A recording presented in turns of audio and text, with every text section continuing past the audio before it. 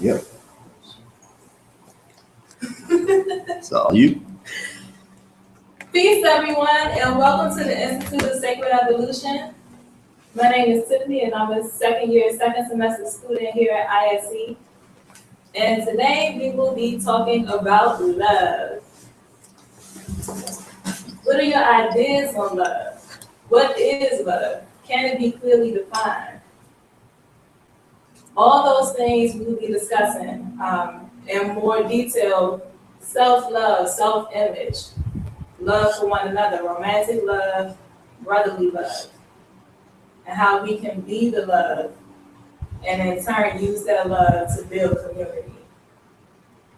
So let's start with the question, what comes to mind when you think about love? For you guys, what comes to mind when you think about love? Romance, happiness, just happy, joy. Yes. And joy. Yep. And God. And God. Yep. Okay, so expound on that a little bit. Romance, most people, when they think about love, they think of romantic love. Most people want to be in love. They search their whole lives looking for their soulmate or that perfect partner. They want to get married and have kids and do the whole nine family thing. But happiness, what does happiness mean to you? Not sad, just bubbly, just feeling good. I feel good when I'm happy. Happiness is synonymous to me with just feeling good. It's feeling good. Right. So what is joy? It's like happiness to me, but it encompasses you really don't need anything on the outside to be happy. Whereas to me, happy is more or less because of some external situation, circumstance, event, person, idea, whatever it may be. Something from the outside that you like. It's like, wow, I like that thing over there, so I'm happy about it. Whereas joy is more or less, I don't give a rat's, I don't care what's going on around me. I feel great anyhow. In spite of the outside, I still feel this wonderful feeling on the inside. To me, that's joy. Okay. So it sounds like you're saying happiness is temporary and joy is lasting. Yeah. Person, idea, whatever it may be. Okay, yeah. Okay. Joy. Now, when it comes to God, what do you think of in terms of love? I know traditionally, especially in church, we're taught to fear God. Mm-hmm. Yeah. But God's love is unconditional, correct? Correct. So in God's love being unconditional, fear has no place there. Technically, yes. And us, being God's with a little g in the image of our creators, it is up to us to embody that unconditional love. But how do we do that? What does that look like? And what's the work that's involved for us to be done in order to not just know it intellectually, but to also live it, be it, think it, breathe it, and bask in it, so that it radiates from us onto those around us and simultaneously lifts the consciousness and the vibration of our entire nation. So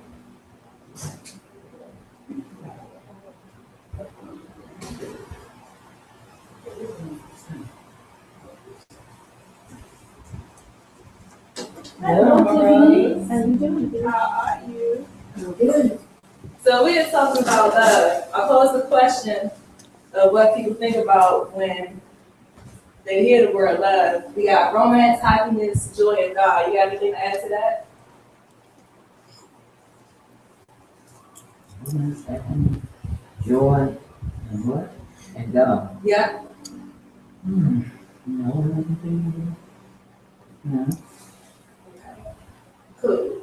So I wrote self-love up here, but before we get into that, let's define love. So what is love? And is it definable?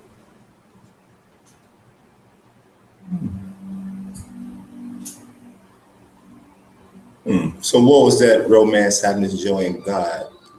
That was just your ideas of what it Ideas, is. okay. Your ideas of what it is, but this is getting into the true definition of what it is. Like this was a segue into what this is. Because people's perceptions are different. So I just wanted to see where everybody in the room was about what their ideas of love, where they stem from.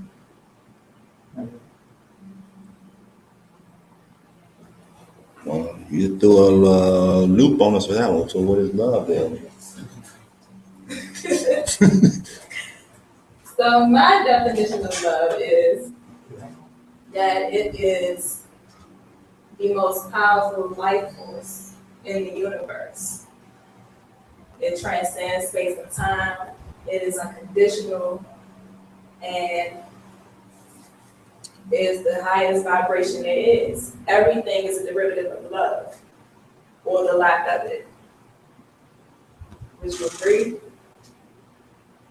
Okay. All right. Sounds good. Sure? Yeah. Got anything to add? The highest vibrating form of life force. That sounded I believe that love can heal anything and everything. And I think intuitively, we know that as divine beings, but we don't always live that, especially when we find ourselves in unfavorable situations. So now that we define love, right now.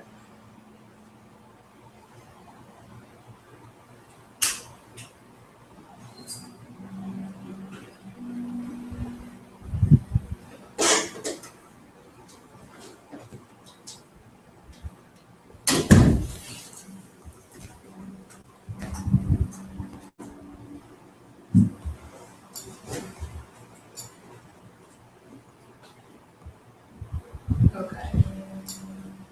Now, self-love. Self-love or self-image is what we think of ourselves. Personality, physical appearance. Basically, it gets into how comfortable we are with who we are and really understanding inside out who we are, our likes, our dislikes, knowing our purpose, going for our dreams, and not caring about what other people think of us or letting other people define us and living by somebody else's rules. So, how many people here can say that they love themselves? Okay, so that's everybody. So what makes you say that?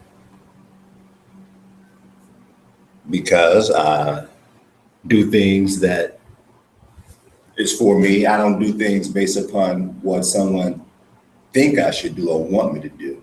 I do them based upon what is coming from within me that says I should do. All right, Mom Rose. I love myself unconditionally. Unconditionally, that's a great word. What does that mean exactly? I mean that I love my thoughts as well as my do good. I do good, I love myself. I don't do good, I still love myself. I love myself regardless of what I do. Whether it's bad or good, I still love myself. So that's unconditionally. Regardless as to what is going on, you still love yourself. Whatever you do, whatever you do, it comes right back to, do I love myself? Yes. Unconditionally, yes. I don't have any conditions. I just love myself. Period. Okay, so that was great. Because what I wanted to delve off into is that when people think of love, they don't always include themselves in that equation. It's always love for other people. But the most important relationship that we could ever have is the love for self. Even our Creator the universe is focusing on us. And we can have or do and be whatever it is that we choose. We just have to make the decision. So in that respect, we have to love ourselves enough to know that we deserve the very best. And it's not enough to just know it, that's the beginning. But we have to act it, we have to think it, we have to breathe it and be it. I know, for instance, with me, and Mama Rose, I really like what you said about no matter what you do, you still love yourself. You forgive yourself for any mistakes that you've made or any so-called I don't bad call them decisions. mistakes, I don't call them mistakes, I just call them lessons. Exactly, their experiences, right? Opportunities for growth. Exactly. I know sometimes that can be a very difficult thing to grasp, especially when you're going through the storm. You can't see the rainbow after that storm. You can't see the light at the end of that tunnel. And sometimes you get way down so deep into negativity that you lose sight of your vision and you want to throw in the towel. Or you just, sometimes we need to switch gears and gain a different perspective. But if you just walking with your blinders on, you're not open and receptive to any of that. And you're not really living your truth. Loving yourself means taking the time to know yourself. Taking the time to understand how you function. What's good for you, what's not good for you. Making decisions on your own. You can get advice from other people, but that's not what you base your decision on, the thoughts of others. You let that advice go through a filter, you see what resonates with you and what doesn't. And then from there, you make a decision. And based on the results of that decision, that's how you strengthen your discernment. You do what feels good, you wear what feels good to you. And you not only do what feels good, because sometimes you have to get comfortable with being uncomfortable. Look at where you are and love where you are. Look at where you are, love where you are, but look at where you want to be and make the necessary adjustments to get there as well. Like this is for me. Public speaking is not my thing. So this is a little uncomfortable for me right now, but I know I need to do it. So here I am, speaking to you guys right now. And with that being said, loving self unconditionally is the first step to actually walking into your godhood as divine beings. Because if you don't know yourself and love yourself, you can't be the light or be that love to others. You gotta have the confidence in order to fulfill your dreams, in order to make any type of impact in this world. Otherwise, you know, you just be hiding in the corner, head down, looking on the ground, feeling like you don't have any value to add. And the world will never know how great you are. Okay. So we got self-love on top. Now what about brotherly love, or love for others?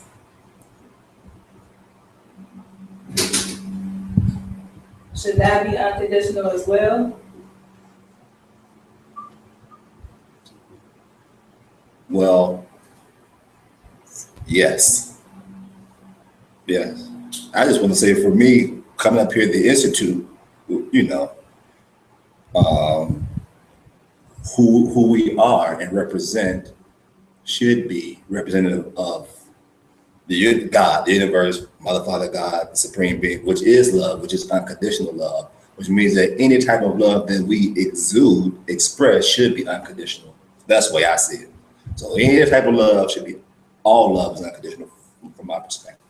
Brotherly love, self-love, mother, father, whatever you want to call it between anybody, it will be unconditional for me. You got anything to add? No, I agree with what you said, but that still don't mean you don't put people in check. Right.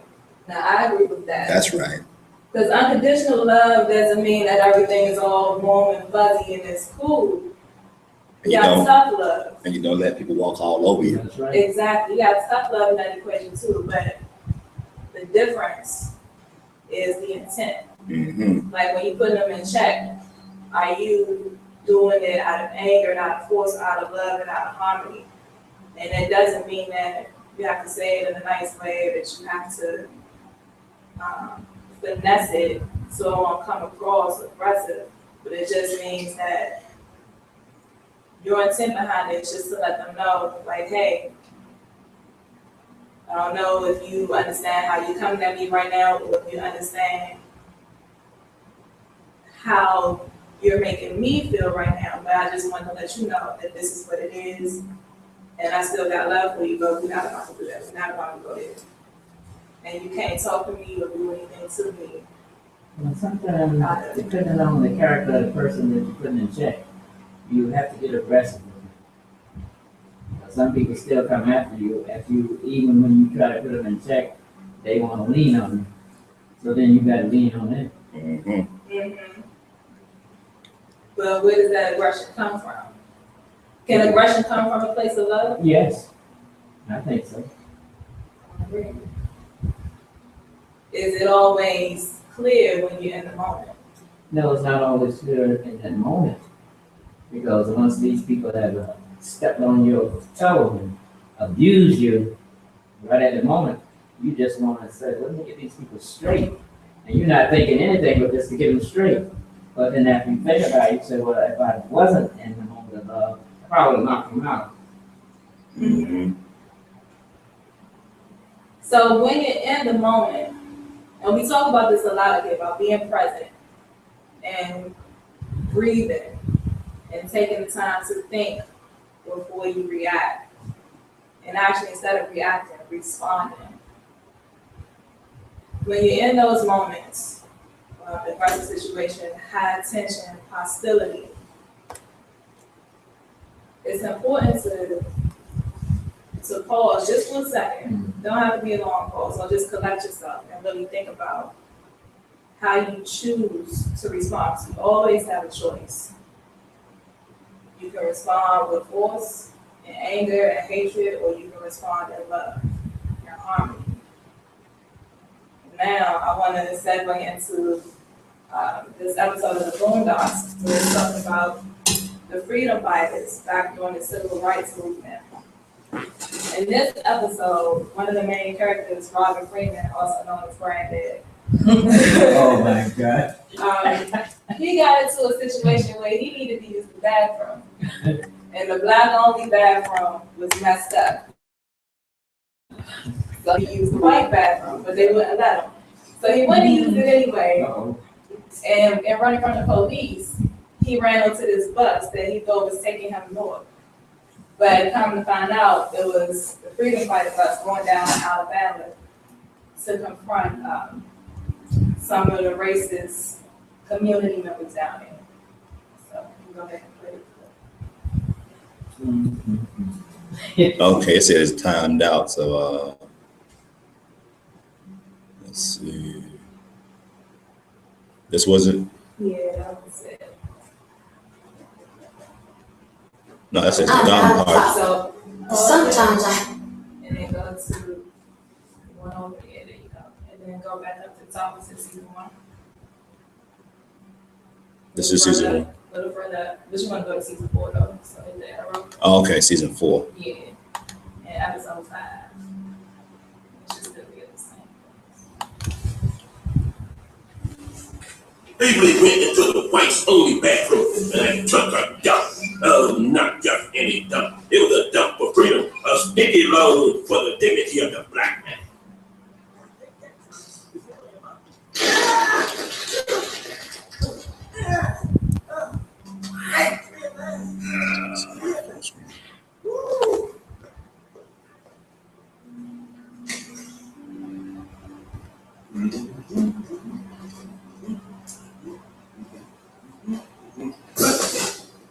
Hey!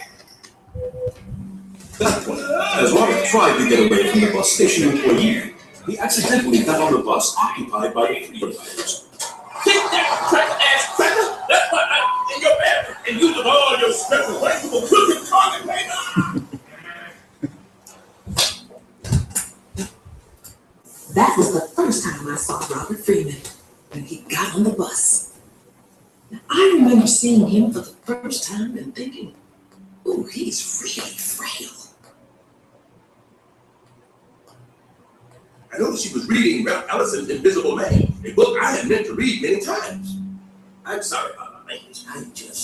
I get so upset at the injustice of segregation. It's okay. What happened back there? Well, see, I had to go into the bathroom and take a stand against segregation. And I said, nigga, don't you dare go into that bathroom. And I said, you don't scare me, white man, and my name ain't nigga. You will address me as Mr. Freeman. Say that. Amazing.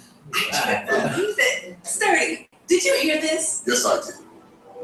Your courage is an inspiration, brother. Oh, Now leading this particular bus was the Reverend Sturdy Harris, who was an up-and-coming force on the civil rights scene. Sturdy was a very physically imposing man, a grad student at Fisk University, captain of the football team, totally fearless. This guy was really a superior human being, completely dedicated to the cause of justice. Sturdy. Oh, I hate that nigga. Reverend Sturdy Harris. So where you from? You in school? So where's Mr. Freeman traveling to? Oh, heading back to Chicago. Robert, this bus is going south. Huh? No, that's not right. It's supposed to be going north. Oh no, you must have gotten on the wrong bus. Oh, damn it. Where's this bus going? To Birmingham. Birmingham? That's the worst. yeah, yeah. Let me know. This is all that white man's fault. Ow. Robert, what if I told you you weren't meant to be on that other bus? That God had a plan for you on this bus. I don't know what God talking to you about me. God look back at you. Robert, have you heard of the Freedom Riders? Wait, you guys aren't. Oh man, not you guys. I was leaving town early to avoid y'all. Yes, y'all is we. Ain't gonna let nobody turn me around. Turn me around. Turn me around. Okay, so clearly Robert got on the wrong bus. But as we know, there are no coincidences. And sometimes we find ourselves in situations we really ask for them because we create our own realities. But if we're not conscious of our thoughts, our words, and our actions, we think we find ourselves in situations and we don't know how we got there. And once we get there, we're like, yeah, I ain't signed up for this. I want to get off. Just like he was trying to get off the bus. But divine order is taking place. And we're put in these situations for a reason. They're to help us grow so that we can put our foot on the path and grow and develop so that we can live out to fulfill our purpose and live up to our full potential. I had the pleasure of going to this luncheon yesterday out in Southern Maryland. It was 4 young Christian women. I'm with my mom. Mom do all the time. But anyway, I had the pleasure of sitting next to an author. She was also the first lady of the church, but she's the author of this book called The Heated Diamond. And it's just The Heated. The Heated Diamond. Okay. And it's an inspirational book, but it was just talking about how the pressure that we have to go through to turn that coal into a diamond. And if you don't go through it, then you'll never get to that end result. You'll be in that shining, hardest rock ever, beautiful diamond that everybody kills for. So, I'm gonna play the rest of the episode. I just wanted to point out that sometimes in life, we unconsciously sign up for stuff, but when it doesn't look the way we think it should look, we ready to go. But the universe, it'll keep us on the path whether we want to or not, and we have to make a decision whether or not we want to deal with the situation now or deal with it later, because it's always going to come back. And when it comes back, it's going to be worse every time. But out of love for ourselves, it's important that we take the necessary actions to grow. Being comfortable, being uncomfortable. Ooh.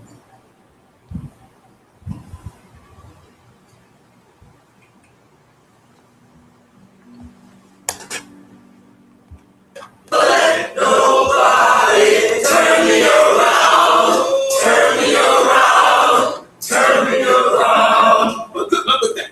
And all you bus tickets. I'm going back north. We're just like you, Robert.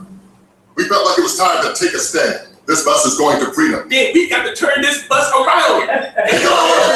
Nobody turn me around. Excuse me for a second. No, You do this thing. some have. Can I pay you double to turn the bus around? No. Turn me around, turn me around. Look, Robert, I know this may sound crazy to you, but we do have strategy. Strategy? That's right. A brilliant strategy. Thank God. You should have said that before. I love strategy. They know. The most brilliant strategy ever conceived. Non-violent direct action. Come again? You confront the oppressor and his unjust system, incite him to violence without resorting to violence yourself, Why would we do that? to prove our moral superiority. So we make them want to attack us. Yes, And then we let them? exactly. And we don't fight back? No, What about self-defense? absolutely not. The only self-defense allowed is singing and a special kind of non-violent martial art, which protects your attacker at all times. Hard chin, soft bend.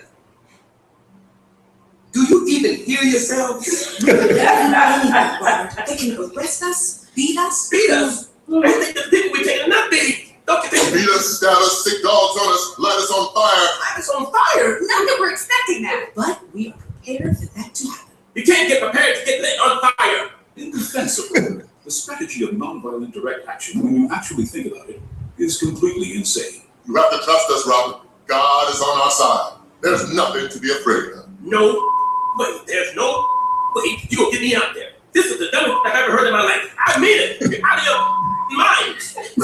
And Jim Crow, Robert. You want to know how to end Jim Crow? Get out of the South. Which is exactly what I'm going to do at the next station. Good luck with all this. Now, the riders were unaware at that point that they were heading towards serious danger. Birmingham was the most racist city in the whole country, run by a maniac named Bull Connor. I hate niggers. I hate them. I hate them. And right next to Bull Connor, helping him organize this violence against the riders, was an equally despicable man. The day my hero Bull Connor called back for my help dealing with them freedom riding niggers. What the happiest day of my life. Wait, you mean Ruckus was at the Birmingham station? All this time I didn't know that. That black son bitch boy would have to kick his ass when I see him. Robert Freeman was there? Well, ain't that something? Small That's world. why I got glass eye. Bull Connor made an arrangement with the Ku Klux Klan. Their mobs would be allowed 15 minutes to do anything to the riders without fear of arrest. Oh, sure. It starts with us. But next, they will want to integrate schools and restaurants. And before you know They it, should shoot him. some nigga will want to integrate the sweet pink Think like nether that, regions shot. of your I'm white sorry. wife, or your white daughter, or your dear sweet white grandmother. Do any of y'all know what a BBC is? You don't want to know. It does much better. You have 15 minutes. Yeah, that's something. 900 seconds to do I was whatever gonna your ask heart y'all, desires. that's These exactly what- different Yep. black bastards that Oh, always there's are a so. wasn't going, but So I am I begging you, white men, Sell do out. not hold back on this. Let the full strength of your Caucasianism rain down upon them. Believe me, they can't do much, but a nigga can take an ass whooping. I promise. They were headed Uh, to the track. When we got plenty of them. Birmingham station, there was a mob of at least 200 people there. The bus was surrounded, and they were calling us all kinds of names. Nigger, nigger lover, moon cricket, freelance honey badger. Listen to that, freelance honey badger. I think they were just making up words after a while. We were all pretty scared. And then Sturdy just stood up and he said, Brothers and sisters, freedom awaits. and suddenly, Freedom is not free. anymore. That I was afraid.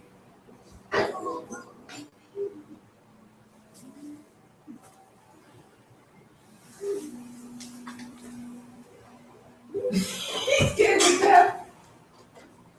Oh.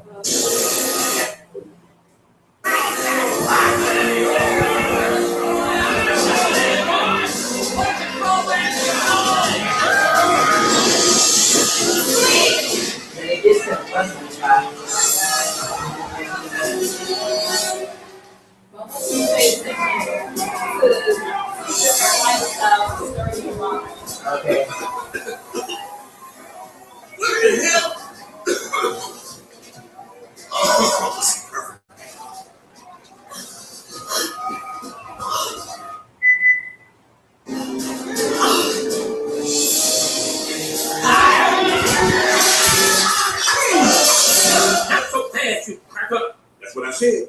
I said, not so fast, you cracker. That's actually what he said. I almost laughed. That's her, she's young, right there, man. Oh, he got it. He got it. Oh, you scared? I don't know what you're gonna do when you come down to get that stuff. Be non-violent.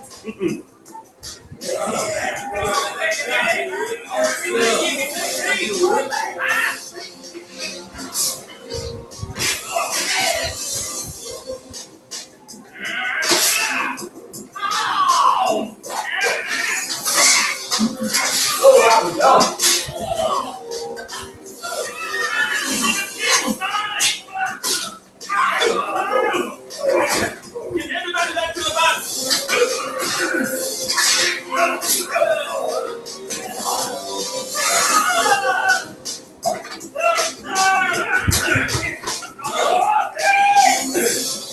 Come here, nigga.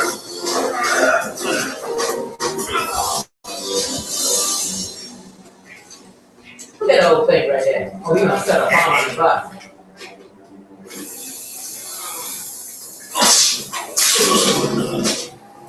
What are you doing here? Get on the bus. We've got to find Steve and the others. Hi, take this. No, we are supposed to be nice.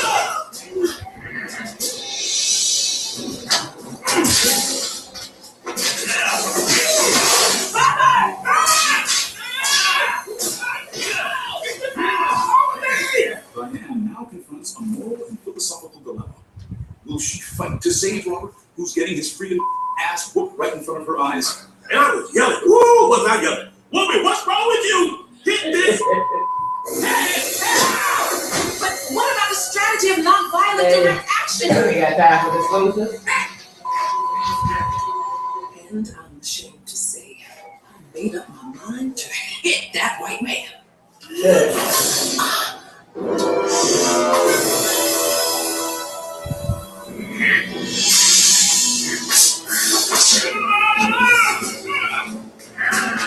Y'all was laughing, they know what I'm getting.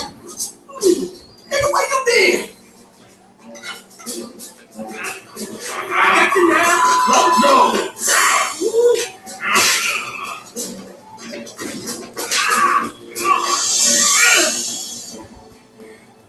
Nigga, what are you doing? Robert, you have to trust him. Nigga, I'm gonna kill you. Turn the other cheek, Robert. Tell that man he's your brother. What? Oh! All right, that's it. Yep. Okay, so what did you notice in the difference of the two fighting styles of Robert and Sturdy? One was a defensive fighting style. He was just defending himself. He wasn't fighting really. He was on defensive.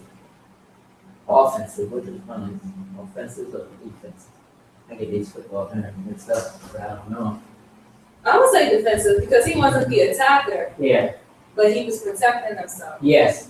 But at the same time, did you notice how he was careful not to inflict harm on them? Yeah. You know what I mean? Like, even though he had the power to crush him, because Yes, he he did. saw. Okay. Yeah. Hey, how you doing?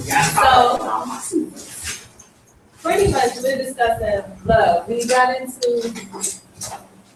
what people think about when they hear the word love, what love is, what we define as the most powerful life force in the universe, and it's unconditional. We got into self-love and what that really means, and now we're talking about brotherly love. So I was showing a little bit of the Freedom Fighter episode from season 4 of the Boondocks, where they were flashing back to the civil rights movement, when Robert accidentally got on the Freedom Fighter bus. Oh, yeah. You see it? That's what I call them seasons, you know what I'm saying? I own season 1 through 3, and then, 4 came out, so I call it. And I watched it late due to the fact that Aaron Magruder didn't have any part of it. But it was still a good season. Yeah, It was different though. It was. So we just finished watching the clip of when they got off the bus and they were attacked. And Robert was fighting. And, he wasn't really with the nonviolent thing. Right. But Sturdy, the guy that was the leader of that particular group, he was completely nonviolent. But in him being nonviolent, he was still protecting himself. Right. But still not purposely inflicting harm on everybody else. Right. So when talking about unconditional brotherly love as it relates to those outside of us, I wanted to reflect on that because to me, our lower selves, like that part of us that we normally digress to very easily when we're in tense situations, stressful situations, is that part of us that wants to react in anger. Whereas our higher selves is that part of us where we don't have to respond to anger. We really don't have to do anything. Like, I don't know if y'all remember, but they showed in here where they tried to hit Sturdy with the stick. And that It broke. It broke and it bounced off of him and just knocked everybody else in the head. Right. They tried to hit him in his chest, but they ended up hurting themselves. And even when he actually had to do something to deflect the hatred that was coming towards him, knowing that he could crush them, he chose not to. So how does that relate to what we experience every day? When we at work, when we dealing with family, when we on the street, we get cut off, somebody step on our toes. How does that relate to us?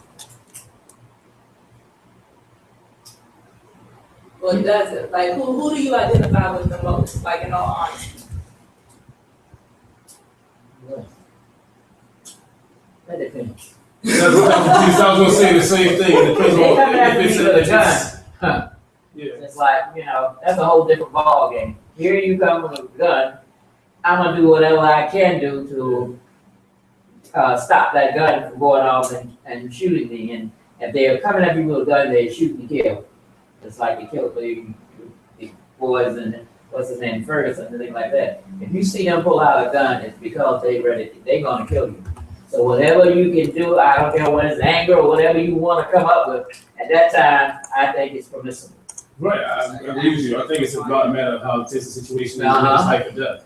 I mean, obviously, if it's something that you could avoid and you want to avoid Right. the conflict, of course, you try to walk away from it. And I think that all depends on, the maturity of the person. Right. If you go to a point in your life where you can just say, you know what, this isn't worth it, then you walk away. But if you haven't, unfortunately, we see people have those quote unquote, what they said, nigga moments. Yes, those happen, but I think we all have to at some point realize that there's a time and a place for that. But I tell you the thing that I do now. I bartend in DC one time. I live in Springfield now, Right. and I don't drive across the highway anymore. I metro into work, not cab home. I don't think People think I'm crazy, but I'm like, you know what? it's great. I'm not fooling with those cops. No. I'm like, because I tell you what, I'm a registered gun owner, and I'm not gonna be that guy. I'm not gonna be that ass. I personally. Because if I see anything fishy, I'm shooting questions. Shoot first, ask Yeah, questions. right. I'll have the right to protect my life. But at the same time, to avoid that, I get in the cab instead of putting myself in that situation where I get pulled over that night and that cops and that messed up. Somebody's gonna have to hurt you. Somebody's gonna get hurt. He's either gonna kill you, or you're gonna kill him in a situation like that. So. Well, see, that's funny to think about it. She and I were just talking about something similar to this last night. Is that my I guess one of the things I was telling her what I enjoyed about coming into the first time that I was here a few weeks ago was that I realized there were people here that overstayed a lot of situations. The maturity level was there, so therefore we're not dealing with the concept of all-out war and aggression. We have the concept of understanding that we have the right to protect ourselves. Right. But I think that one of the biggest problems in the Black community, conscious community, is that in this world that we're living in, too many of us want to go back and retaliate without realizing that, hey, we can't really fight them at their war. We don't have as many weapons. There's not as many of us here. We could do things to defend ourselves and destroy some stuff. But ultimately, if we are the aggressor, we're asking ourselves to become slaughtered. In my humble opinion, because one of the biggest problems I see that we have is we don't have anybody that really has our back as a country. Whereas if we were Asian Americans and this was happening, some country from one of those countries, whether it be Japanese, Koreans, whatever, would be looking at us like, no, you keep messing with our people, we're gonna destroy you. We don't have that. No, yeah. So I feel like the thing that we have to do, which I think we all understand, is in spiritual sense to understand that if the more of our people that wake up and do more for each other, we will change the dynamic of the situation. And right now, we've only been about 8 years or so into the age of communication, people, or information. People can now access stuff on their smartphone, tablets, computers, and so forth. Now, people are waking up and seeing things a lot quicker. But I think it's about this next generation, this generation of 5, 6, 7-year-olds that are around now, coming through us, but being prepared to understand that not only just necessarily isolation, but true partnership and work together to create that business, but to also understand that you have to have each other's backs at all costs. Like I said last night, I feel we definitely need a true Black Panther Party, but not an aggressive one, a protective one. Unfortunately, you get a lot of people out there that have that warrior spirit, but don't know how to really control it and understand that, you know what, there's a lot of white dudes across the Midwest, the South, even out here in Maryland, that are packing. Right. And they waiting for an opportunity. waiting. They waiting on one. Right. They've been waiting. They've been bred to wait. Exactly. You know. Well, I've seen it. They hunt. They do Okay. all of that. So they ready for it. You know what I'm saying? And that's where I come from with it as well, is that it's like we can't even get on one accord as to what we agree to call ourselves. So how the hell we gonna get together and decide a reason We're getting closer to, I mean, to that, of defining ourselves. I think between what you see going on between the quote unquote, I don't like the term Kemetic because the Hebrew Israelites tend to say that a lot of us being Kemetic or Egyptian or Egyptologists, but I realize now we're just practicing the spirituality that is the oldest of our people in some ways, and also at the same time we identify with the greatness of a time period like that.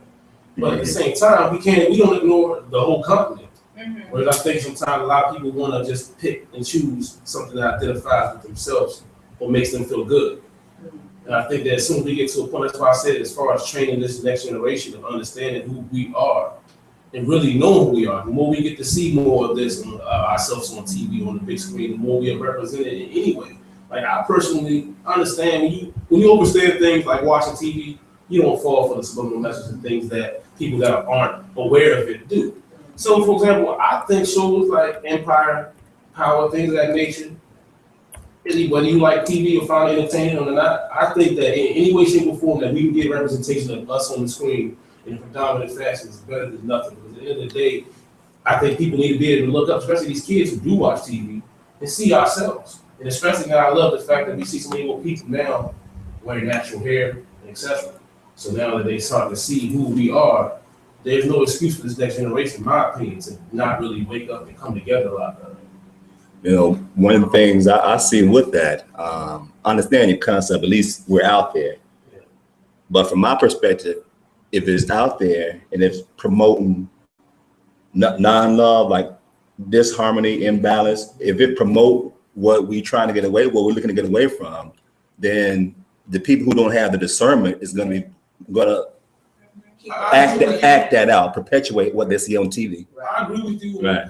on one part of that, but the good thing, or I guess the small good thing that you can find in some of these things that people that don't really understand or see it, is that in most cases it'll show you the dynamic of the situations and where you can plug yourself into it and go, well, I can understand where he or she's coming from.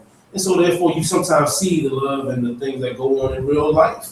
And so unfortunately, you gotta face that. And I think right now, the one thing that we have to do as a community is those who, I don't really care or watch the reality shows, but the reality is that we do have a good population of people who are just like that.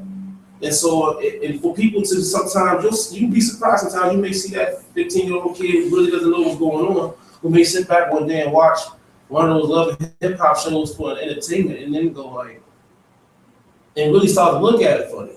In the sense, those are those who are ready to wake up and look at it and go, this is not what I want, this is not my family. Right. So I think at the end of the day, that's why I say that it's good to have us out there in any way, shape, or form. But for those who are out there thinking, can at least think about us. Whereas if they're watching garbage about white folks or Asians or Latinos, Right. they just don't have anything that's going on there because they can't really identify it in the same way that they can when we're there. I feel what you're saying. Up until a certain point, I agree. Like, I definitely think it's positive that we're out there, and I think it's a good thing that there are those shows where people can relate to. Because, like you said, whether it's negative or ratchetness, whatever you want to call it or not, there are real people that can identify with what they're seeing. But on the back end of that, I think it's necessary to push positivity behind that. It's like, all right, yeah, I've been through this, I do this, and you can relate to me in that aspect, but you don't have to stay there. Let's transcend and move forward and progress and not be comfortable in that space. And I think that's lacking.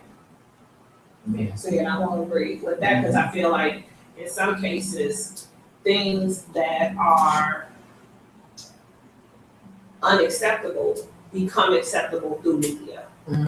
Yeah. So you got behavior that, you know, is utterly ridiculous, but you see people monitorizing off of it. So then you have people thinking like, oh, well, if I do a bunch of crazy and start acting real random and be loud and belligerent and just act that way, then I too can become a Kim Kardashian. I too can, you know, and it takes me back to the thing last night where we were at the little variety show at the Dynamic Wellness, and a woman did a form and she was talking about the dynamics between the mother and the daughter. And the mother, you know, was pretty much chastising the daughter about the way that she looked. And the daughter's response was, well, I'm your Mozart. You created me. You know what I'm saying? I'm the hoe you made me to be because you're my mother. You know what I'm saying? And the thing is that that's true. And like I mentor little girls and I just came from Chicago. And it's crazy because one of the little girls, when I first started mentoring her and really bringing her around me, her grandmother's, oh, she's trying to molest you. She's trying to, what? Wait a minute. This is really interesting is that a Black woman takes a child that's not your child. The mama gave it to you and they ain't even your son's child. So the mama that gave the child to you and you are in no blood relationship to this child. Are you molesting her? No. So why would I want to molest her? Right. You know what I'm saying? I'm like, I grew up in this same area, but my dynamics is totally different. I grew up with a mother and a father. We were economically stable. It was not what it is now. So I see a lacking. So I see that I want this child not to feel that. So I take her with me. And instead of you embracing that, it's like, that's suspicious. But then is it suspicious when she starts acting out whatever she's been now influenced by? Because she did not have that for so many years. You know what I mean? So now I'm going back and forth with her, trying to get her to be comfortable expressing what she's now gone through with me. So she's like, so you don't have to be that. Even if you did that before, which would be promiscuous and all that, you don't have to do that. Just because that's what you see the other little girls around you, your sisters doing, whatever is going on, you don't have to be that dynamic. You can shift that dynamic with your family. You know what I mean? And it's like, we as a community have to see the children as our children. You know what I mean? The schools are programming right now. I think about the Common Core curriculums. Like, that's all about making them little workers, little workers. That's the system that has made us to be, you know, it goes back to what she said. But if you look at Common Core is like way deeper programming than You can look and see what's happening in Texas, but they're taking things, changing history in Texas, was right there in front of their eyes. Right. So, and so that's why I'm like, we on a whole nother level with information. Because they see at the same time that the internet backfired, where they wanted to use a lot of these things to monitor controllers, it's backfired. Goes to the point of what I was trying to make in the sense of having us out there in media, TV, Hollywood, and sports being a little more vocal. And those of us that have become more aware, like for example, you got a guy like David West who plays in the NBA. When people didn't really know much about it, then he goes and pays for Dr. Ben's funeral. And all of a sudden you get to see people like that starting to step up and starting to see things. What's happening is that people think in group things. People don't genuinely usually have their own opinions. People usually tend to lean on somebody else that's close to them to learn from them and kind of gravitate towards people that think and act like them. But people don't usually take that step out the bubble and go, well, you know what, I don't want to do anything that you're doing. Some of us do. But in most cases, people don't. So what I see happening now, very quickly, because of all the information, because of social media, people are interacting with each other and rapidly starting to unravel what's going on in this world, because now people are communicating to talk about even the small things. It may start off talking about a TV show like Blackish, and then all of a sudden somebody will go on social media and break down the episode and show you how things are broken down. And then people start talking about it, and then you create a dialogue. You create a dialogue on how we're supposed to be represented. You create a dialogue about how we're supposed to be as a people. You create a dialogue on everything, on how we're supposed to react and do and be as a people, because now you start to even see it. And I think that slowly but surely, that's why I'm hopeful now. You know, because like, for example, we were talking about yesterday about people in the entertainment business that, you know, people like Bill Cosby. We got to understand in that world, they do dark, crazy things. The sex parties, the orgies, the drugs, you name it. So with that being said, some of them may not know that when they walk into that world, but when they get a taste of it, some people say, nah, it ain't for them, and some people step right on in. I say for a long time. I had a good run, like I was telling her yesterday. And in that process, I got to meet a lot of people, shake hands, and do a lot of performances, and I got to see a lot of stuff real fast and go, these people are weird. Because they're different. And I realized that for me, people would ask me, well, what's going on? Why'd you stop? And you were getting pretty close. I was like, I don't have the desire to be famous. And what I was trying to convey was, I don't have the desire to want to be seen, touched, prodded, and then shaped and molded by somebody as a product and give up everything. Like I tell my knowledgeable people that I may stand outside for 10 hours in the rain for an audition, but somebody else may do 20 times more than that to get that same part for that money or that fame. And you can use your imagination on what that may be. Because like I said to her, unfortunately, who really runs the media that we have? Gays and Jews. And so with that being said, like you were saying about making it more common and making it accepted, like you see now, like with gay people on TV, it's like now it's nothing, no big deal. My dad had a big problem with, men on television back in the day. He always like, turn that off. And now you really got those brothers on TV. Really sitting there looking like men on television from a living color. Now you really have two gay people on the forefront doing fashion shows. Guys, it's everywhere. Whether how you feel about it, and people that may be in our family that are, we may have to love them and so on and so forth. But like you're saying, the promotion. But I think that you're getting a dividing of people right now. Because you get people that are going to that place of just, I want to do whatever I want. And you get those of us who start to gravitate toward that place of, you know what, we got something to do here. We got something to change and make this better before it goes to their swing. Because I don't mean to be talking so much. I guess I just... No, you're sharing. That's what it's all about, sharing. Yeah, right. You're good. Right. I can go off on a tangent, but I guess the process that's where I started to really connect the dots on where we have this spiritual war. Because at the end of the day, we believe and understand the consciousness transcending this life. If we are on that same board, then with that being said, what happens when we don't have enough of us in that spirit realm that are conscious of who we are and what we're here to do, and more of them are floating around controlling what we have to do in this synthetic world that we live in, that they created the TVs and everything that are just synthetic forms and everything that we already have. Right. Which is why they can never understand why the Dogons can see and do what they have. How they can see the stars and know what's going on without having this. So I guess at this point, I think it's just a real big war out there of making sure that people are processing all this information properly, discerning it properly. So that's why I think that it's just good because it's creating that dialogue to have it out there as much as we can get it and promoting it and not really tell people to run from it, in my opinion, because at least it gives people a chance to sit back and talk.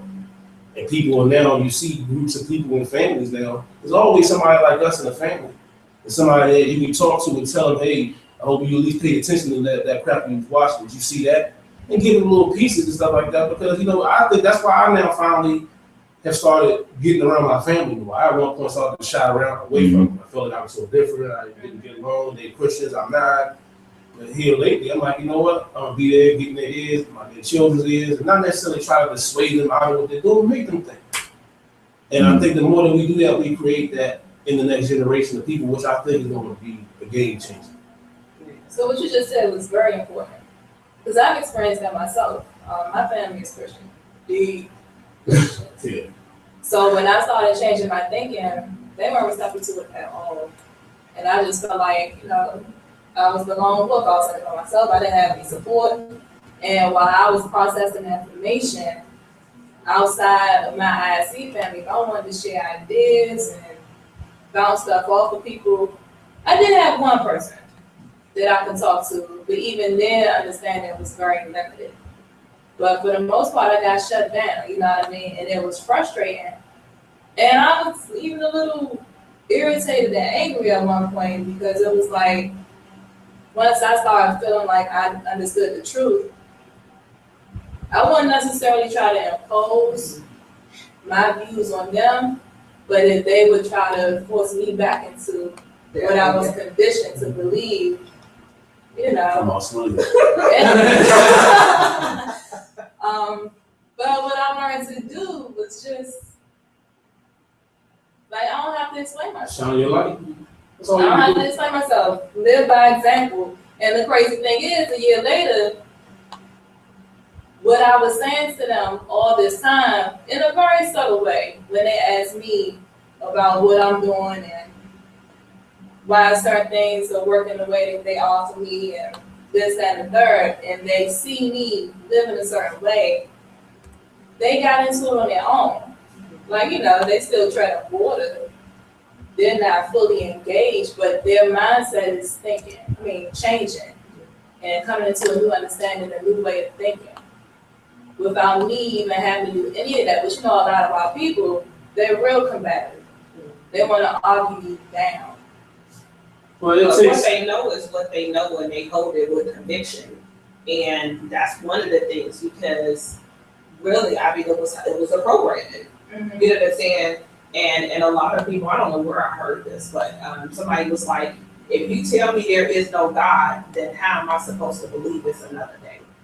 So that means that you have given so much faith into, if I do okay today, then I know tomorrow or when I'm gone, because it gotta be something better than this. Right. You know what I'm saying? Because really, if you look at what there is, heaven is hell, is burning in hell forever, or going somewhere glorious is better than what you are right today, as opposed to making right today better.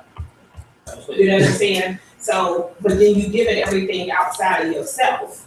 You giving your bad as being the devil, and you being any good being God that brought that to you, not that you put any effort or believe in yourself to be able to do it. So if everything is externalized and you take that away from them, they don't have no belief in self, because everything is belief outside of them. Mm-hmm. So you to try to strip that away, that's why they combat it, because it's like, damn, if you take that from me, what do I have? And they don't I want to have be accountable nothing. either. Yeah. It's Yeah, like yeah, accountability. You gotta look responsibility. yourself in the mirror and go, you know what? This is all me. Exactly. Decisions I make, everything I do. Like, for example, one thing you said about people that have that conditioning and why they don't want to walk away from it, like you were saying, like cognitive dissonance is a real thing. Mhm. It's hard for somebody when you've been conditioned from here on up to walk away from what you believe in the afterlife, what you believe in the reality that you have around you right now. But it's like, I'll tell you, when I walked away from Christianity, I was 27 maybe. So this has been about 5-6 years now. And the first thing I started doing was when I got into my brother became a Hebrew Israelite. And he started giving me information on that. And I started really digging into that, because the first thing that really caught my attention was, well, I was like, yeah, this does make sense, man.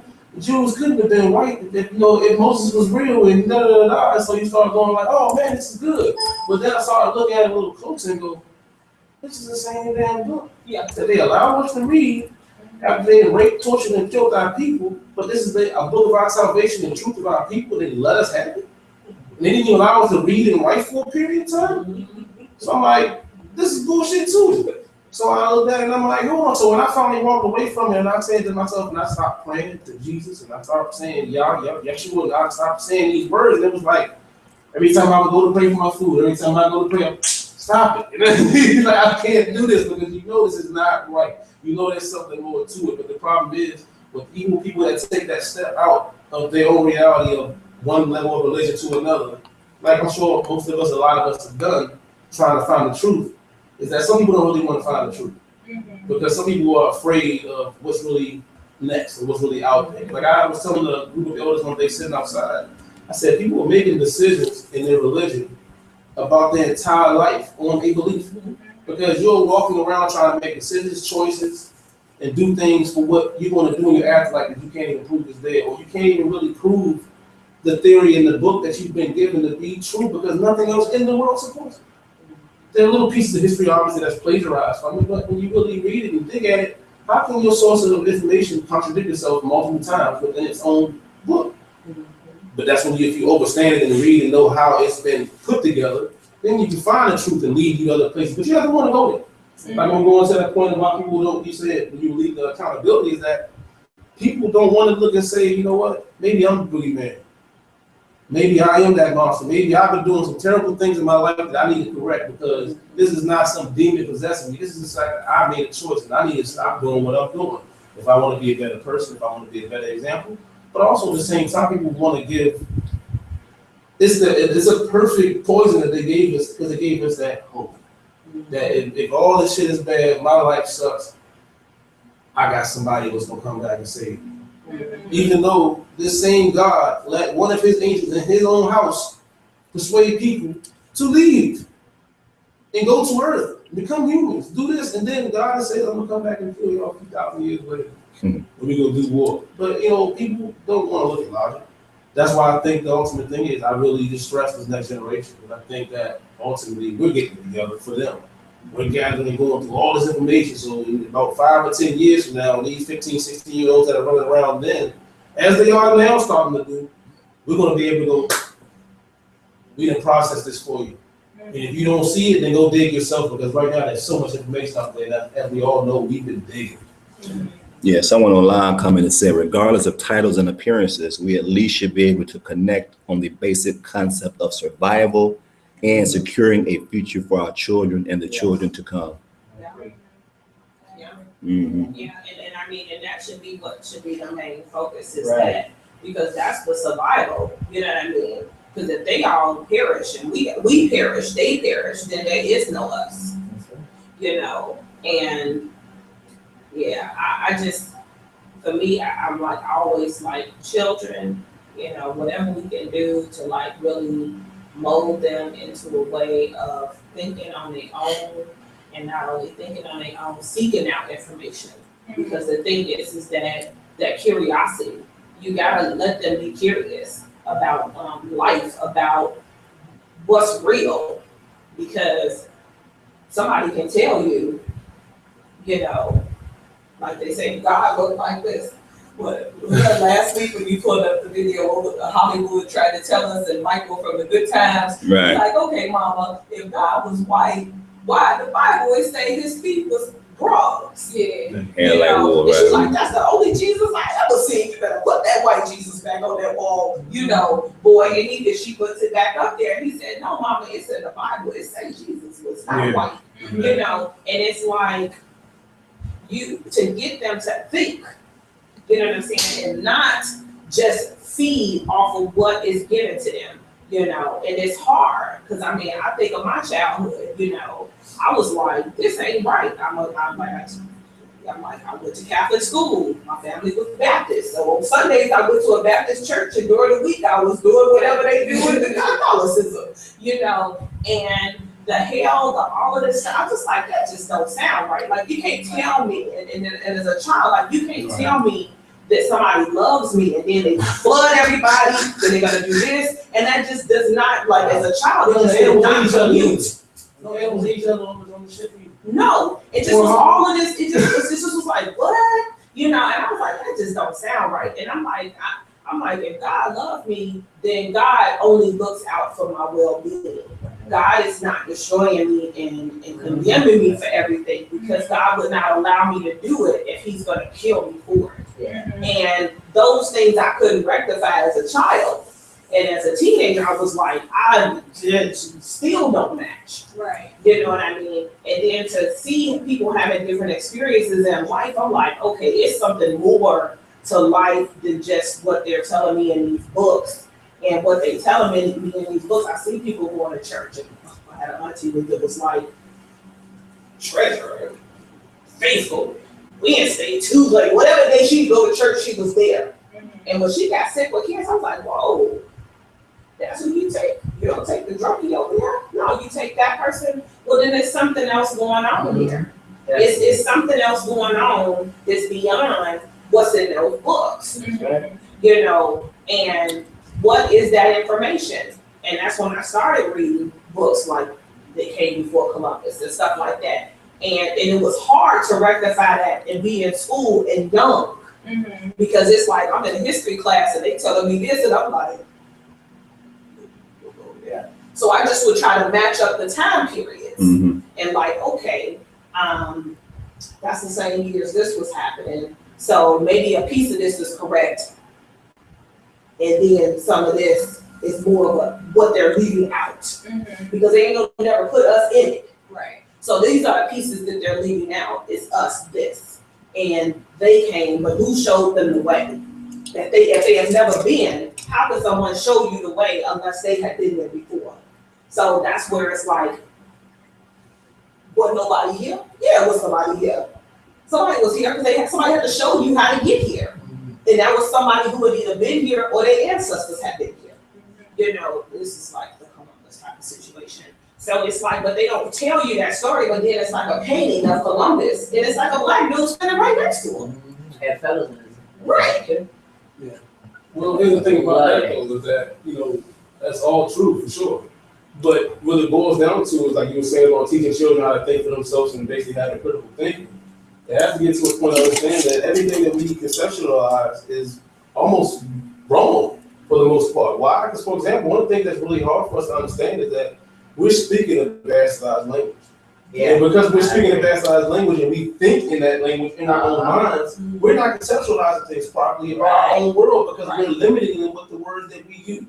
Because they can't express. For example, like I tell people, like, what a symbol could mean to you so much more than a paragraph or a book of words, because I can look at that right there and see the all seeing Heru and see many things. People say it's protection, blah, blah, blah. But when you really go down to understand its core, understand that it's your medulla oblongata, your cerebral cortex, your pineal gland, in your brain mapped out, you understand that your God organ and using that as your third eye to see, and you know that the only way out is truly in. But that's how you have to conceptualize everything. For example, even if you look at a flat map, one thing that people don't really tend to look at a flat map is how it's really forming around in a sphere. And when I say that in the sense of the sphere, how big this continent is, if you were to take this, that, and the other, which I'm sure you've seen maps, and you go around Africa as far as landmass, that this is a really, really huge continent. And we've been marginalized even in our thinking of how big the continent is. We call it one place as if we call North America. We don't call it Canada, United States, and Mexico, North America. We break it down. But nobody does that. We marginalize. So even going back to that point of critical thinking, one of the things I like to tell children, my son included, is that if you take things, I'm a very visual thinker, so if you take things and break it down into a sphere, and the center of that sphere is the information that you're receiving. You got to, I forgot the kid's song where it says you can't go under it, you gotta go above it, or whatever it is. It's too low, can't go under it. Is it a children's song or a church song? It's a children's song, I forgot. I know. If you get my concept, the point is that when you look at that sphere of information and that center piece of it all, and you got to be able to tell children to look from below it, above it, beside it, around it, and keep going until you connect the dots to make that sphere whole. Like I forgot what Sister Nina was saying about keeping our sphere around so we can keep growing. Same thing goes with information. You have to go all around everything until you really break it down and make sense of it. Because if you really want to even go to the point of saying Columbus and the Moors bringing him over, you got to understand that at one point when all this was connected, people were already here, civilizations were already there, people were already just there, things shifted, things changed, earthquakes, so on and so forth. Because, for example, you can take that flood story and make a reality of it. Why? Because in a sense, the reality is there was something historically that happened on a small level because of why? A major earthquake. And what did it do? If you can historically break it down and look through enough information, you can say that the reason why Earth broke open for the first time, what did it do? It released free radicals from the inside. And what did that do from that point on? Everything became smaller. Why? Because the oxygen levels on the planet became lower. For example, which is why people want to break down and call it the film and all that crap. Nah, people were just huge.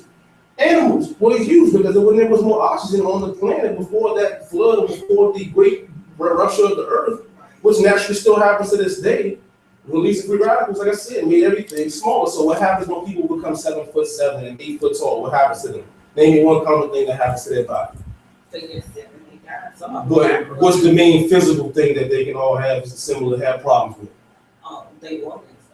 Their bones. Oh. It's the biggest problem they all have. Why? Because with lower levels of oxygen, your bones become brittle, almost like a bird. What happens with a lot of those guys you see in the NBA, 7 foot and so, doing a lot of rigorous movements and running and jumping, the bones never heal and set or never get back together because of the fact that they're not meant to really live on this planet the way that they are. there's not enough oxygen to live and be 7'7", and like you said, some of them get too big, the organs fail. Yeah, because some of them, their organs don't catch up with their body or something like that. Because there was one guy, he was in that movie, The Big Fish, and that's how he died, is his organs wouldn't support his body. Interesting. Pumping out a heart that has to pump out blood through all your extremities when you're 7'7", it's putting your heart through a lot of work, especially on a level of with gravity and not enough oxygen. For example, I keep an aquarium, I have a couple of aquariums at home. I understand the pressure that they're under. I understand when I put live plants in there's a lot of oxygen being taken away. So I got to feed CO2, feed oxygen into my tank. But when you're doing these certain things and keeping the condition of their atmosphere and their climate and their environment a certain way, they flourish. When you change that environment, something happens to them. So the same thing to us. So when we talk about the giants, and we know Christians don't want to talk about that, well, what happened about David Goliath and his brothers that David picked up 5 stones for? About his brothers, where did they come from? They want to give you this fantastical story about the angels coming down and having sex with women and naked giants. Right. I thought there was a time they don't want to give you proper, and that goes to the point I'm trying to give you, is that the biggest problem people have is true chronological history. Because they jumbled that up so bad and changed and made up so many parables and stories that you can't just explain that, hey, people were maybe 20 feet tall because there was no oxygen on the planet. If you got fossils and bones in certain continents that you can go see for yourself. But instead of explaining it to be something spooky, just explain it and say, hey, because there was more oxygen, people were bigger. That's why dinosaurs were allowed to walk around on the planet, because there was more oxygen. So when the oxygen was depleted from the planet on the level that they were used to, some of them adapted, went under the water, some of them changed, and alligators stayed around, rhinos, so on and so forth. Some of them became birds. So the feather thing in that adaptation is true, because you can look at scales and feathers and how similar they are, even with ourselves. And people want to say that we're reptilians and so on and so forth, but our skin being like scales. How we heal. It's a matter that because we don't even conceptualize history, ourselves, and the world properly, that it's a jumble right now to get people to really get on one accord. So therefore, that's why I find it important for this stuff like this to happen. So more of us can get together to talk and feed this information and take it home and bounce it off our families. And look at that spiral effect. I just want to share one of the things that assist me, right? Maintaining that vibration of love at its highest level is understanding the reality, speaking on specifically reincarnation. My concept of reincarnation and what I know about it, I realize, me personally, that most people are not going to get what we're talking about this lifetime to the degree that we get it. And so if I understand that, now that I understand that and implement it in my lifestyle, it saves me a lot of energy in expressing myself very emotionally about why people ain't getting certain things, right? So I just release it and be like, maybe it's not this time to get this lifetime. So as I set within that peace of realizing that, I'm able to attract within my circle, people around me, those who are able to get it, which means that our conversation don't have to go that deep because we are already ready. Just a little bit of here and there, filling the gaps of what we're missing so we can get a complete more understanding of where we are to form that nucleus. So those who are ready this lifetime can have that nucleus to gravitate towards versus us being so spread out with our energy because we want to save everybody. Right. And for me, that's a waste of energy. Yeah, Right. And the thing is that not only that is that this may be their lifetime, but you're not meeting them at that time within it. But you are putting that bug in there Exactly. because this may be their first awakening part of it. So for them to like, wow, that little light bulb, like you said, when you said, well, I said it to them, and then a year later, I see them making baby steps. So when you first had that first conversation, that wasn't there, but that conversation was supposed to happen. You know what I mean? And the conversation happened because this ain't their full awakening, but it is the switch being turned on. Exactly. A curiosity of it. So they may not be like, yes, I'm taking off the, and I'm running towards, no, they may be like, wow, that's interesting. A year later, they may dig something else. Somebody else may come to them and bring something else to them, and they, that sounds okay.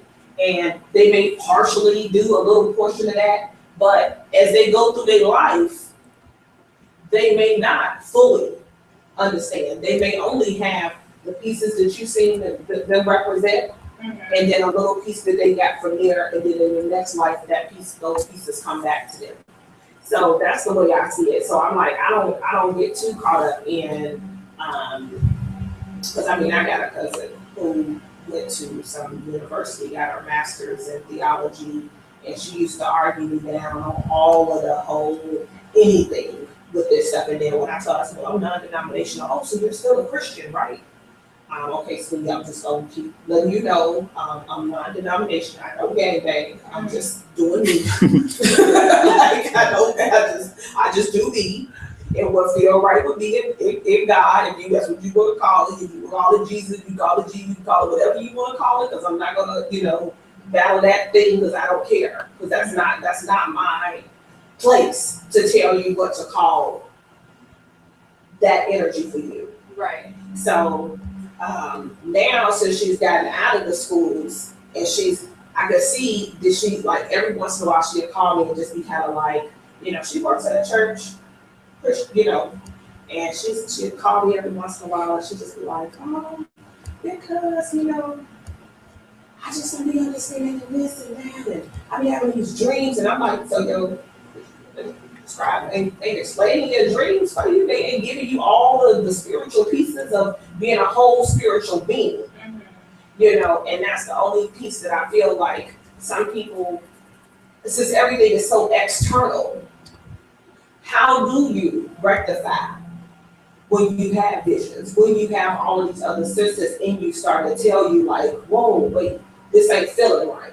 And it's like, that's when you gotta realize your relationship is your relationship. And that's why I said, I'm not gonna, I don't ever share with her, really, believe what I believe. But I do say to her, well, then you need to ask why you're having that. And that's where I kind of leave it, because it's like, you call me, I'm not trying to convert you, we're gonna get into no conversation like that, but if you're having this type of situation, then you need to rectify or ask why are you either having these dreams or look into the information for what they mean for you. You know what I mean? Other than that, I really can't force or try to get you to see anything yet. And even though y'all aren't necessarily on the same accord, she's comfortable coming to speak to you because you're not being combative with her. Mm-hmm. You know what I mean? Like, you're not trying to shove her beliefs Under your the rug. beliefs down her throat. Exactly. You know what I mean? I think that's part of that brotherly love. Like, we're not all going to agree. We're not all going to have the same belief system, and we're not going to all have the same lifestyle. But coming back to what that person online that posed the question or made the comment about us coming together for survival, we have to transcend all that through love, by showing each other love and being that love, building a community by performing acts of kindness. Exactly. Starting with yourself, looking in the mirror, being accountable, and understanding where you are and what you need to do to change to become who you want to be, and allow others to walk their own journey, because everybody's journey is different and everybody's not meant to transcend in the same lifetime. But to be able to live together harmoniously, love has to be present. Because you have to look at that person and see yourself in them and understand, okay, at one point in time, I was where they are. Yeah. You know what I mean? Whether it was this lifetime, past lifetimes, whatever. And even though we disagree about certain things, even though they may not be feeling me right now for whatever reason, I still got love for them. And if they ever want to come talk or have a conversation, I'm open to that. Now, if they come at me combatively, then maybe I got some extra stuff going on that I need to take a look at, but I don't have to engage. But at the same time, I'm still giving them love. And as I work on myself and build myself up, like the chef was saying, I'll attract those who are in the same vibration that I am. And then I'll be a tower of light to those that are looking to ascend, which is important for us to understand. But to add on to that, though, it goes back to the point of when you said, whether you wanted to help the people see what they couldn't see and whether it was worth it, you said the waste of the energy. I agree with you. This goes back to what you were saying about your family and people being reluctant to your choices of a new spirituality and new belief system. When we all take that plunge and step out of our old belief system, if we are that person, then at first, what do we do? Get angry. We want to tell everybody. We want everybody to know what we know. And as we get to that point of realizing that people wrong, you can't change everything. Even like what Marcus Garvey said, I have no desire to take every black person back to Africa. There's no good here, there won't be no good over there. So basically, that you have to keep that in mind. But at the same time, if you have love at the center of your reasons for why you do things, then sometimes it'll work in your favor. In the sense of sometimes you gotta just show that love and not push people, and that's love because you don't want to really push them away from you, and you don't want to make them scared of what you know. At the same time, on the other side, that love may also make you push that person that you know. You might have to beat them over the head. There's some people that you might have to do that to, and you know that there's that person that you like. Like my father.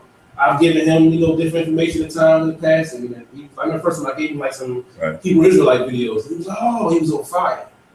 And then all of a sudden he kind of stepped back into what he knew because he wasn't ready to take that step. And so as I've grown, as you said, being that light, and as people now starting to see what's going on in the world, a lot of us who have been vocal and expressing ourselves either through social media, in public, or whatever we do, they start to look back, like you said, and go, well, maybe he was on or she was on or something.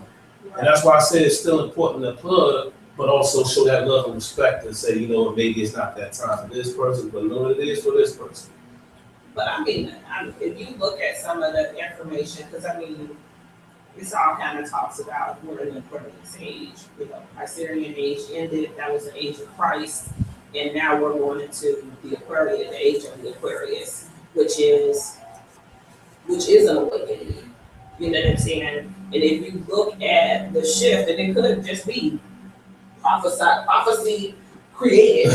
You know what I'm saying? It could be prophecy created instead of, but there was a description we read up at one point where it's like when information is readily available and people start to question normality. So it's like, for me, when I look at some of the social stuff that's happening where you see people not at dis-ease about social structures. And when I say social structures, I mean everything from economic to just like what's going on in society as a whole, and that's globally, and resources, and certain nations trying to shift the dynamics. You know what I'm saying? Because it's like, whoa, y'all been running this a corrupt kind of way. Let's shift this so that it is more socialized, so it's more for people. And I don't know who I just was talking to the other day, but they were like,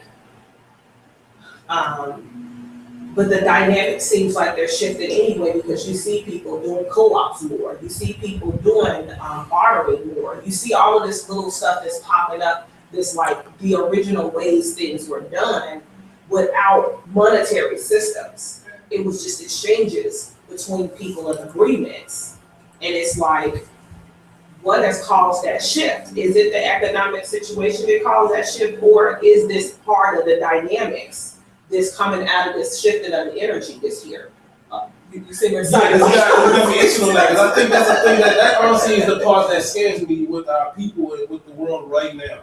Because of the fast-paced rapid amount of information, people have to really, I like to use the word overstand a lot, because to me, conceptualize and overstand is like I'm looking above this problem. And the problem that we have right now at hand is with these games that are being played around this globe. You gotta understand that if a few people are playing these games, and like you said, this prophecy is coming true, because a lot of it is being made to come true. Like, for example, how can you change languages and leave references in the dictionaries about what this word originated from? Like, for example, people use the word apocalypse all the time, but most people think that word means destruction, end of the world. But in Old English, it means revealing the truth, revelation. And what does the book of Revelations do? Revealing the truth. So, for example, that part of us being in the age of Aquarius, like I always found it interesting that in the zodiac going forward in our lifetime, we go from Capricorn all the way, through the zodiac going this way. But when you look at biblical times and different type of religious sources, they've gone other way. Because if you look at it, when we went from the Bible started off in the Well, the year starts with Capricorn, but the zodiac doesn't actually start with Capricorn. I got you. But okay, But the what you're year, saying is like right, not but the matching year, with the it. calendar, and the schedule. I'm saying as far as what people think, if you look at it that way, it's going from Capricorn forward because of the way the year starts. The way people debate Sunday or Saturday being the first day of the week, whatever you want to call it. But with that being said, it's like you got to also understand the way they roll their stuff back from what it was at the beginning. It was Taurus in the beginning of the Bible, down to Pisces, which was Jesus' time. Yeah, And then it's Aquarius now, right? So it was it went from actually it was Aries. Generally speaking, I mean, you know, the precession of equinox from Aries to Pisces, right? But if Jesus was Pisces, we're in Aquarius now. Right, that's what I'm saying. It rolled backwards from biblical times as far as It will be started. Aries. It will be Aries, Pisces. Aries, right? The ram. Sorry, that's when they were actually worshiping the ram and whatnot at one point. So it was actually Taurus, Aries, Pisces. It was Gemini. You're right. Yeah, Taurus. Yeah, Taurus, Aries, Pisces, Aquarius. And then Capricorn will It's be coming next, next. rolling it backwards. Right. So you know, see what I'm saying as far as the way we conceptualize the calendar, the way that things are conceptualized throughout biblical books and references and things of that nature going the other way. So that's why I've always got to the point of understanding there's a cruel game being played, because if you're controlling not only resources but information of history, you're controlling the minds of people, how you can look at themselves and how they view the world. Because if you really want to say be in protection and like, you know, and what was the guy said about being together for survival? If we really had to break that down, we have to understand as a people that there's some black folks that we can't even trust. So in some cases, those of us that have, like myself, who moved into like Fredericksburg, Virginia, when I was in high school, I got to see a whole other world. It's all that hunting. I got to go out with those white dudes on the four-wheelers and hunt and do all that stuff. And then I got to take it as I got older and started really knowing myself. I studied a lot of different people and seen a lot of different things, but I can't sit back and say that I got to shun this person out because of the way they look. And that's why at the same time, we want to understand ourselves as melanated beings, and those of us that may be lack thereof, not don't have as much melanin as us, they're still human beings that came from us, which is why they're going back into the pool from which they left, Right. as we see. So I guess my point is that, go ahead. Oh, I want to speak to the comment that you made about the reversing of the zodiac and time. So funny. So I read in Jupiter, I said this actually in the car. I forgot to return it yesterday. And like my takeaway from it, which is there's another movie with like Justin Timberlake in it, and it's called Out of Town or something like that. And that's where you work for time. And every time you need a resource, food, whatever, you pay with the time that you work for. And it goes back to the Matrix, it goes back to all of this kind of, but everything is time. And when you look at time, and if you can play with what people perceive time to be, that's why, like I tell people, I come from marketing, and I'm like, you know, whatever you see out in the stores that's being pushed and sold to you during the holidays, we have done that during this time. We have finished that now. We're doing that now. Whatever you see next year for Christmas, all of that, we're wrapping that up now. So that means it's already a plan for how we're gonna sell you whatever we're gonna sell you at least a year to 2 years in advance of how we're gonna get that and push that through. And as people, when you say, okay, we went from Thanksgiving to Valentine's or Christmas to Valentine's Day, how quick do that stuff on Valentine's Day? Right. So they make it everything seem fast, so that means that they are stealing time, which is stealing your life force. So that's where I'm going when I start talking about the time, because in Jupiter Ascending, one of the characters like you fight over food and resources. The most important thing is time. That was one of the main characters, like she was the daughter of the reoccurrence. Right. So let's bring it back. Thank you, because we can talk about this once we close out. But the topic is love. The topic is love. Right. Yes. So sharing the Bring it love back of to this, we time. close it out, and then we talk about whatever afterwards. Love of time. There you go. Love of So time. basically, like everything that's been discussed, like all the issues that we're experiencing, the road ahead to bring it back, things to its natural state, as far as everybody living in harmony and things being the way that they should be. instead of the way that they are. It all starts with this. When we were talking about everybody's on their individual journey and we've learned so many things and we're coming out of the conditioning and the program and all of that and want to share the information, that was you acting out of self-love. You knew something wasn't right, so you followed your instincts and you did whatever you had to do to bring yourself to this point. So you put your foot on the path and you started on that journey. Now within that, once we're starting to be accountable, once we're starting to fully embrace everything that comes along with that, not running from it and not being scared, just like they showed in the Freedom Fighter. Once you want to bust, you want to bust. So get through it, ride it out, and do what you gotta do to build yourself up. So those issues won't be such a strong force to bring you down. You transcend that. And in doing that for yourself, you do that for those around you. And whether or not it's their time to transcend, wherever they are in that part of their journey, it's almost like a shield of protection. As you work on yourself, you raise the vibration of everybody around you. And hopefully they'll also be working on themselves too. And we can band together through love. So I don't like to say survival because that's like operating out of lack. But we can rejuvenate the resources in the earth and bring things back to a sense of community where it's people of the profit. And we're living a life that we all want to live. But through love, no matter what our belief systems are, where we come from, how we were raised, or what we look like really, because black, white, blue, whatever, just like you said, you can't trust all black people, all white people are not bad. You know what I mean? At the end of the day, we all came from the same. So it don't really matter. Love is love, through and through, in and out, all day, every day. But you gotta know yourself first.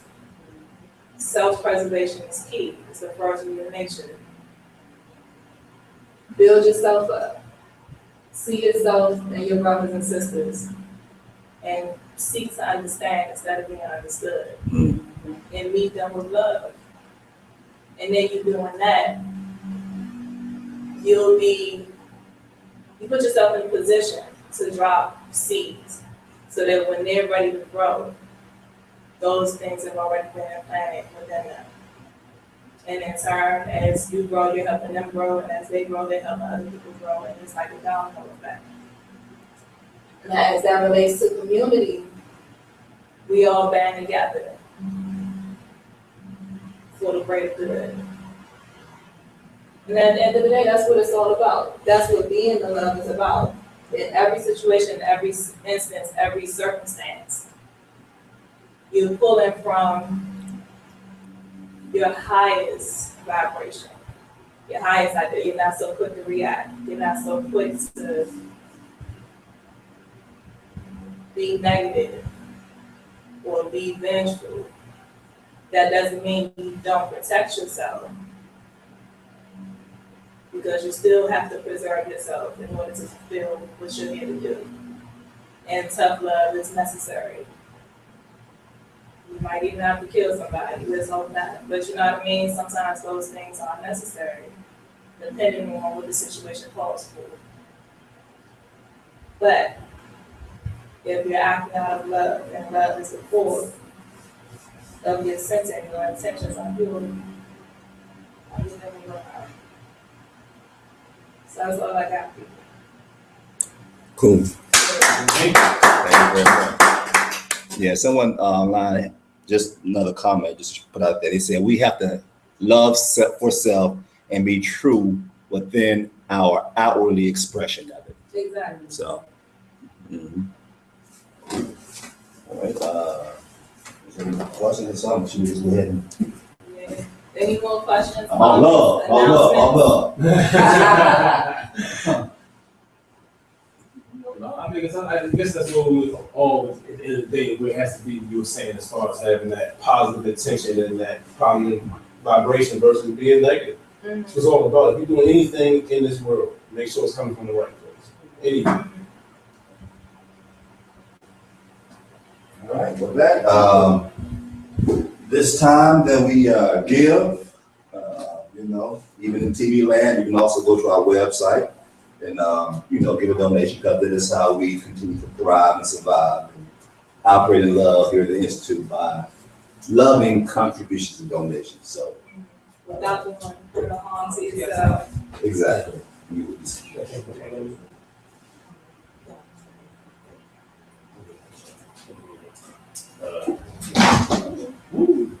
Does anybody can change once you, that's like 10 back.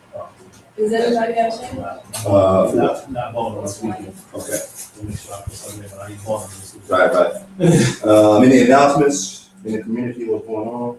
Yeah, so, Women's Know Thyself will be the weekend of August 7th. It's gonna be here at ISE. We're gonna be doing one almost every other month. We have changed the format to 2 days instead of 3, so we'll be that Friday and the Saturday. So that will be the weekend, Friday, August 7th will be the first day at, 6:30 is when we'll be starting at up here at ISE. There will also be a talk the weekend after service on with the author of The Biology of Belief, how your environment, the food that you eat, and your emotions affect your chemical makeup and your body's ability to rejuvenate or regenerate in its structure. So we're gonna do 2 different talks on that, but they're offering it at 2 different times. So one will be here Sunday, August 15th, the 16th. And the other one will be the following Friday at 7 p.m. at the Empowerment Center on Landover in Cheverly, Maryland. So there will be 2 talks on the new science, how your body, your genes and genetic makeup is influenced by the food that you eat, your thoughts, and your environment. So you read Those are all the announcements for this month coming up. Anybody else? Oh, yeah, and this Thursday, we will be doing our second full moon meditation at Assateague Island. Yeah. So there are people who have spaces that have availability on their spaces. So contact 2RA. If you would like to get linked up with someone who has space on their campsite. If you would like to join us for the full moon meditation, which will normally the meditation starts at 8 p.m. on the day of the moon rising, and then about 6 o'clock in the morning on the moon set. So, yeah, so that's this Thursday. What is that, the 30th? 30th, right? So Thursday, July 30th, we will be out at Assateague Island for a full moon meditation. And reminder here at the Institute, there is meditation Tuesday through Thursday at 12 noon. Kind of meditation. Where are they here? Here. Okay. Yeah, Tuesday through Thursday. Anger Managers on Saturdays for those who know people who may have to leave that course. We have Anger Management on Saturday. Also today, at the Oxonville Library, some of you know Sister Natira L. She's been doing once a month this country's workshops, and today is on this sickness and disease from a metaphysical perspective. And you know, she sent an email earlier today, just some ideas on like a lot of the main illnesses, diabetes, cancer, all these diseases that affect us. There is a metaphysical perspective from the emotional and mental standpoint that we should be looking at. So that's the day that we operate in Knoxville. That's right. And so we can close out. And sit us out. It's in a circle. Alternating male, female. Oh, are you doing a sports on the Yeah. Oh, okay. You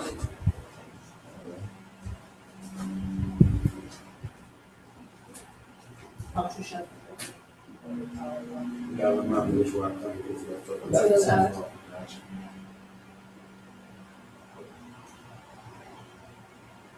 Find that quiet place and center yourselves. Stand on the square. Father, Mother God, thank you for bringing us to this place of oneness and harmony. Please let the words that were shared here go with us as we walk out of this door. Let us not intellectually know, but let us also live it. Let us be the love. Let us continue to do the work on self and be the love so that we can transcend and transform our lives here on this planet. And love, peace, and harmony. I say Ashe. Ashe. Ashe. Ashe. Ashe. Ashe.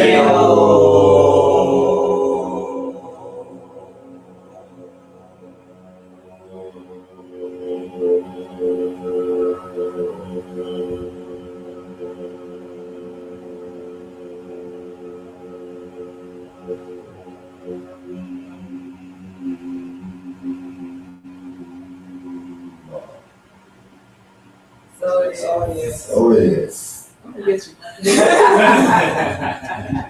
you. Great. I'm looking forward to it. Looking forward to it. Yeah, forget about it. Oh, man. Oh,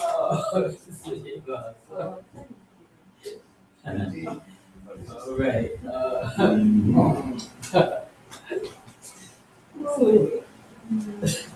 All right.